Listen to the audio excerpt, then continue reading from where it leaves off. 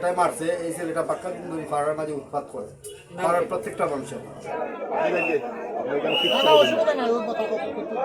আল মবিন নামের এক 55-60 বছরের বৃদ্ধকে হৃদয় বণিক নামে একজন লোক, সে নেশাগ্রস্ত লোক, তাকে মারছে, কয়েকটা পিঠে কয়েকটা স্টেপ করছে।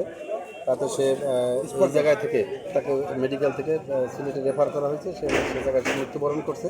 আমরা তাৎক্ষণিকভাবে ঘটনাস্থলে উপস্থিত হয়ে সে হৃদয় বণিককে গ্রেপ্তার করে থানায় নিয়ে গেছি। 3:30টার সময় আনুমানিক আলুর মধ্যে ফালাইয়া 5-8টা ফিটের মাঝে চাকু দিয়ে গাওয়াইছে, হাতের মাঝে গাওয়াইছে। এই সময় আমি ঘুমা আসলাম, ঘুরতে উঠে দেখছি তার হসপিটালে যাওয়া হচ্ছে। বাদে আমি 7টা 15 ফিন দিয়া আমি হসপিটালে গেলাম। হসপিটালে যাওয়ার বাদে ডাক্তারে বলল যে তার অবস্থা একটু সিরিয়াস, আপনারা সিলেটে আর কি। সাথে সাথে ছোটো করে ফেলে অ্যাম্বুলেন্সের ব্যবস্থা করে। এই অ্যাম্বুলেন্স লিয়ে এলো মদিনা মার্কেট ফার্মের মাঝে উসমানির কাছাকাছি গেছে। ওই সময় খবরটা হয়েছে আমার মা, যে ছেলেটাই মারছে, এই ছেলেটা পাক্কা দিন ধরে পাড়ার মাঝে উৎপাত করে, পাড়ার প্রত্যেকটা মানুষের। আমরা সাথে তো উৎপাত করার মতো কোনো মানুষ না, কারণ আমরা হেট করি না, হেট হওয়ার কোনো ইয়েও নাই।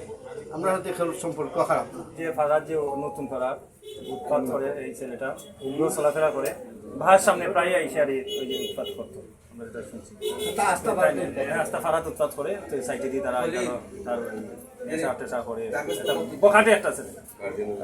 গার্জিয়ান হলেও কোনো বিভাগ করে না, গার্জিয়ান হলেও তারা আসছে না।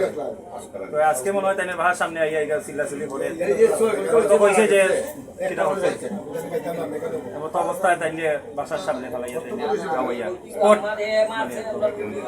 তো আসার রাস্তায় আমার দিকে তাকাইছে, তাকানির পরে আমি দোকান থেকে অসীমের দোকান, আমার বাসার সামনের দোকান থেকে আমি সানাচুর মুড়ি ওইগুলা আমি নিয়ে যাইতেছি বাসায় গিয়ে আমি ঢুকছি, দুইকে ওইগুলা দিতে পারতেছি না। তারপর ওই যে 2টা বাচ্চা আছে আমাদের লাগা বাসা, তাকে ওই বাচ্চারা আমাকে বলতেছে, ভাই মমিন বাইরে, ওই যে জায়গায় বাসার মমিন বাইরে। আমি তো মমিনকে আমি তো চিনতেছি না।